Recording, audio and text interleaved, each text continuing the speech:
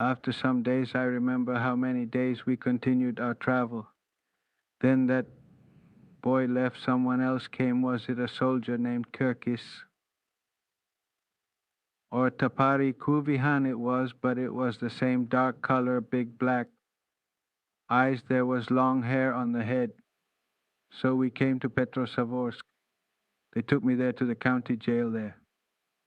I was there for a couple of days.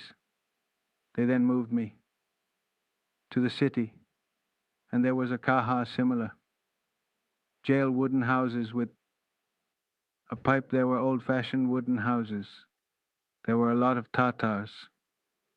And what kind of people, Italian, Chinese, there were over there. The soldiers there, they beat me up and put me in with the group of kahis. Then they moved me after a couple of days to a smaller house, and there was just the same kind of wooden planks. The walls weren't made of these planks. They were made of sawn planks. The planks were there you could sleep on. Then food was brought out of the hatch. Then a small piece of bread and a cup of water was pushed in. And then they came back to question and interrogate me, one opposite the other, or on the other side, another similar container-like house there.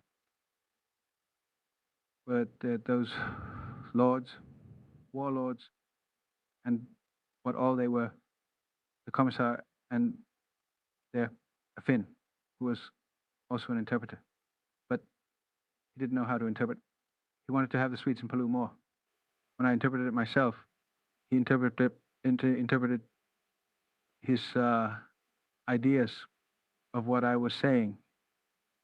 And when I explained that the Murmascan from the coast, they didn't believe it. They said I was lying. I am Finnish and a spioni, spy boy. That's what they are, like what they say at the time. That they're moving around, I don't know if it's true or if it's the same kind of stupid dust.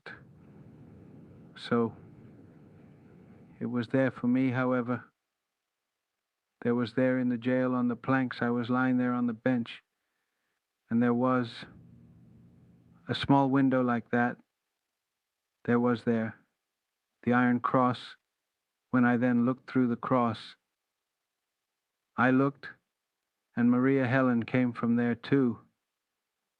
I was terrified that now she has been caught and will be put into jail.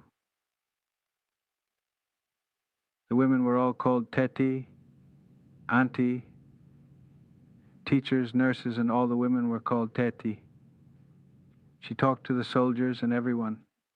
For some time I watched with eyes wide open, and then Marie Helen went out of there from the office, came out and walked down there, then went to Mikulin, went to her house. After 2 or 3 days, Maria Helen came back to the office again, and she was there for a long time in the office, but then she walked out of there.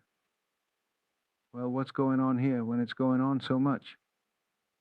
Well, I wondered, why is she coming here? They came back and asked me again.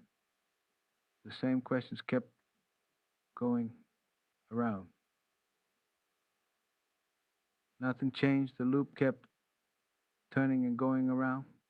I tried to explain the same thing. No matter how I tried to explain it, was still in that direction. Another week or so, I looked, and Maria Helen was back again in the office.